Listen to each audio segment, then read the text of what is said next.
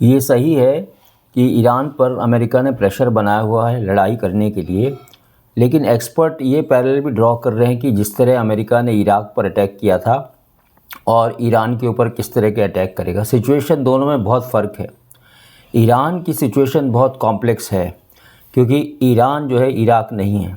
कारण क्या है कि अभी एक्सपर्ट ये रीड कर रहे हैं कि साइन क्या है लड़ाई होने या ना होने की, कि यूएस ने और ईरान ने दोनों ने अपने नेवल और एयर डिफेंस को तगड़ा किया हुआ, उसको डिप्लॉय किया हुआ है। एयरक्राफ्ट फाइटर लाए हैं, एयरक्राफ्ट कैरियर आए हैं, उनका डिप्लॉयमेंट गल्फ़ और मेडिटेरेनियन सी में यूएस ने किया है और मिसाइल डिफेंस और वॉरशिप को उसने स्ट्रेंथन किया है।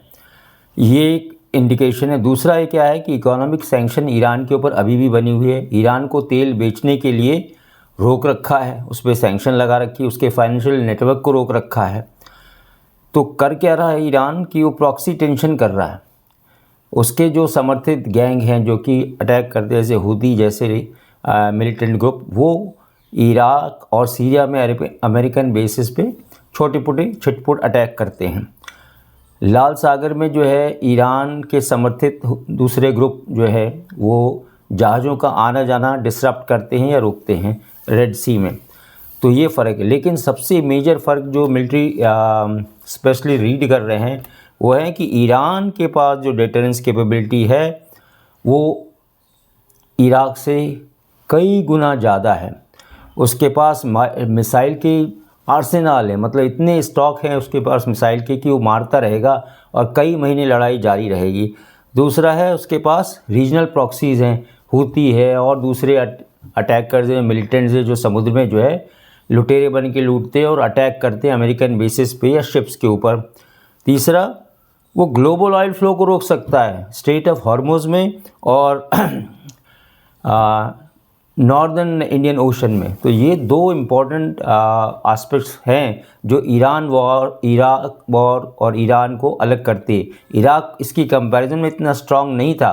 ये एक टिपिकल मुस्लिम कंट्री है जो कि अपनी तैयारी इस तरह से कर चुका है। इसके पास न्यूक्लियर आर्सेनल है जिसका अभी तक ये नहीं पता कि एक्चुअलिटी में इसके पास कितने न्यूक्लियर मिसाइल या न्यूक्लियर बेसेस हैं और कहाँ का इसने जो है अपने स्टॉक पाइल को रख रखा है।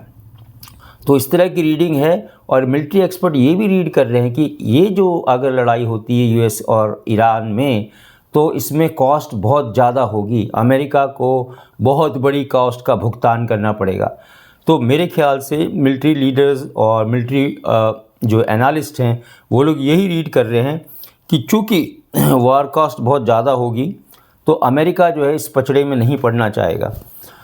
लेकिन अमेरिका की भी हालत ये देखिए कि उसकी जो प्रायोरिटी वो भी डिसाइडेड, वो एक चीन के साथ एक कंपटीशन में आ रहा है कि हम भी एक पावरफुल नेशन है। हालांकि यूएस पावरफुल है, इसमें कोई शक नहीं, लेकिन ये एक कंपटीशन या ग्लोबल जो कमिटमेंट्स है जिसमें मिडल ईस्ट में जो भी है उसका दोहन किया जाए, तो इस फेर में अमेरिका है और अमेरिका शो ऑफ स्ट्रेंथ भी कर रहा है, अपनी ताकत भी दिखा रहा है।